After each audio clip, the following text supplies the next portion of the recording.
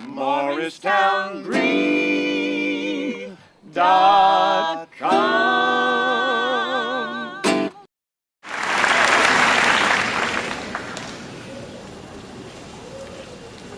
Good evening. I thank you for this opportunity to speak in front of the graduating class of 2011.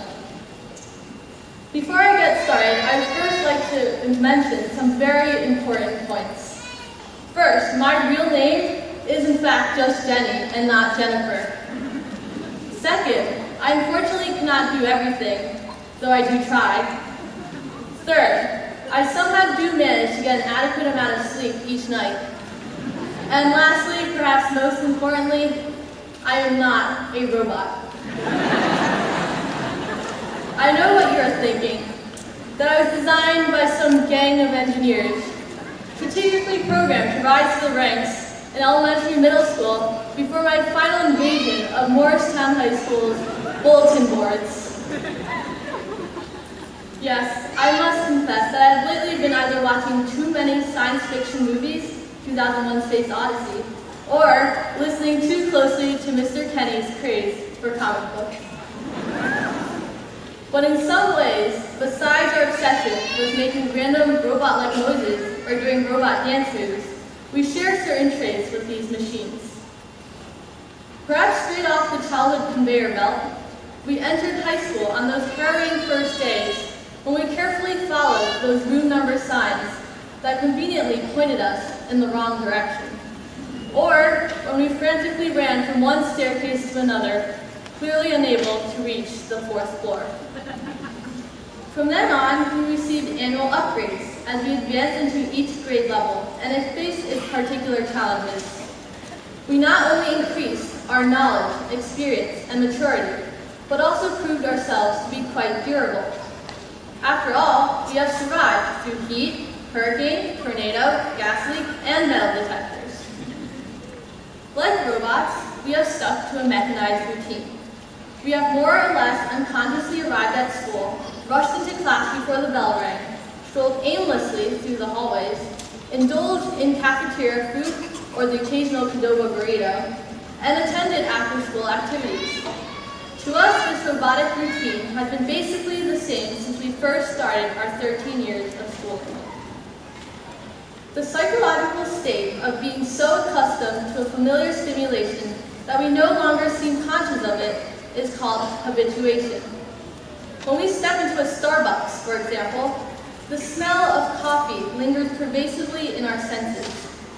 However, with time, the smell seems to fade away, that it no longer seems present, and we thus become habituated to the smell. Currently, you are habituated to the feeling of your body pressed against that hard plastic chair, or the gentle touching of your upper lip with your lower lip. Unfortunately, now that you've thought about it, you're no longer habituated to those senses. Slowly, we have become habituated to life as seniors. Leading a robotic routine, we hardly notice how we have secured the coveted upper atrium, territorialized the senior lot, monopolized varsity positions, seized lead roles in ensembles, and even mastered the decoding of the cryptic 5-letter rotating but blocked scheduling system. Nevertheless, our robotic lives are about to draw to an end. Not only are we leaving behind our seniority, but for many of us, we are bound to leave behind everything that we have grown up with. A friendly community, supportive family, fun-loving friends, and a comfortable home. We will be presented with new experiences as we are forced, whether knowingly or unknowingly, to abandon the familiar for the unfamiliar. Initially, we will no doubt be very aware and conscious of these difficult changes. But with time, we will again become habituated, falling into ignorance and reverting to a mechanized routine. A few weeks ago, my physics teacher demonstrated a simple phenomenon using a strobe light and a long piece of string. The string, which was vibrating in an up and down wave-like motion, was placed in a dark room with the strobe light illuminating the string at flashing intervals. The string thus seemed to be in a fragmented motion, visible only when the light shined, much like the flickering still frames projected film. When the frequency of the light was readjusted so that it shined at the exact moment when the string reached its middle position, the string appeared to be motionless, to be perfectly in a straight line. Staring at the string, I pondered how easily we could block out the context of the vibrating string and instead believe it to be still, to be not moving.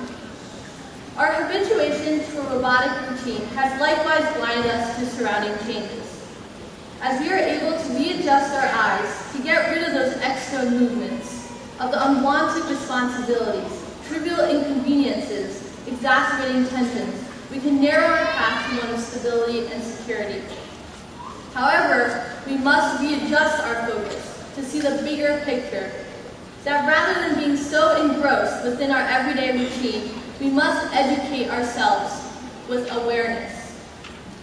We must utilize our knowledge garnered from years of education to better understand the dynamics of this world, to be able to decipher truth from illusion, and to perceive the versatile string of reality to its peaks and troughs.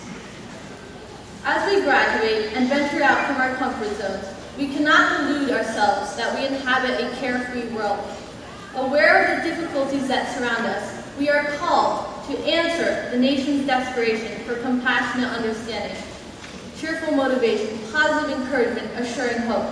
We are called to speak out in a world that demands leaders who will set aside self-interest for the public good. We are called to sympathize, to form lasting relationships with others, defining qualities that separate us from the impersonal, emotionless robots. Whether right here in Morristown or spanning the seas to a third world country, risks and fears will arise and threaten us. We will experience fear, anger, and frustration.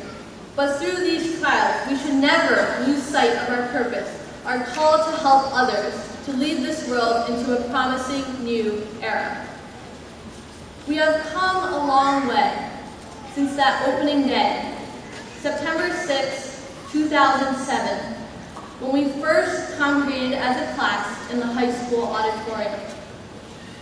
Fast forward 3 years, 9 months, 17 days, 12 hours, and here we are again, a few minutes past 7:40 p.m., as congregated as a class for the last time in our graduation ceremony. We have reached the end of this phase of our lives, but we also welcome the beginning of a new phase, a time of new decisions and opportunities that will direct each of us towards our unique course in life. We will come upon the inevitable crossroad where Robert Frost's 2 roads diverge in a yellow wood. If we were robotic, we would have a 50-50 chance of choosing either road. If we were cautious, we would take the road of least difficulty, of greatest familiarity. If we were courageous, we would take the road less traveled by. But today, class of 2011, I challenge you to take neither of the roads. Rather, I challenge you to make your own road. As Ralph Waldo Emerson once stated, do not go where the path may lead. Go instead where there is no path, and leave a trail. Go out and explore the world without delusion. Go out and live unscripted lives unhindered by ignorance. Go out and carve a pioneering trail free from selfish desire. Go out and help others.